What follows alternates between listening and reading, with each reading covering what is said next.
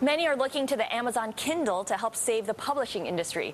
Bloomberg columnist Richard Jaroslavsky, though, is not so convinced. He's here to share his 4-month test drive of the electronic book reader with us. And let's start first with whether you are now a convert.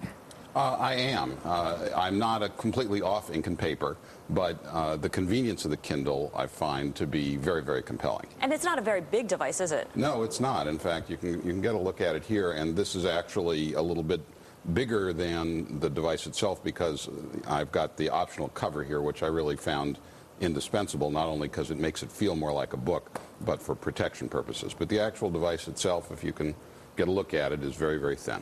Now, what are the biggest pluses to this Kindle? The convenience factor is a huge plus. You can have basically have your book with you anywhere. If you're going on vacation, going on a trip, there's no more lugging something really heavy. There's also, if you have an iPhone, an app that is very cool because you can actually read on the iPhone, and it's not a bad experience. The iPhone knows where you left off in the Kindle, and then when you come back to the Kindle, it knows where you left off on the iPhone. Gotcha. Hey, Rich, you know what? Speaking of the iPhone, I'm watching movies, playing poker, making reservations, talking on the phone.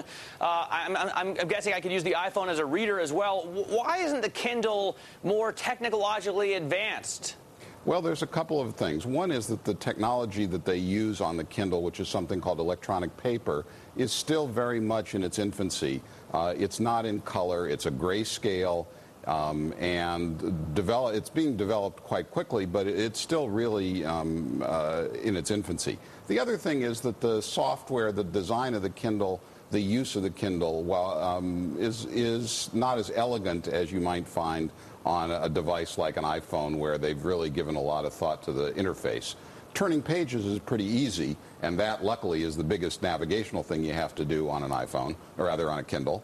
But if you're actually, trying to find something in the book or using the software to make a note or something, it's a little bit clumsier. Okay, thanks for your thoughts. Bloomberg columnist Rich Jaroslavsky talking about the Kindle.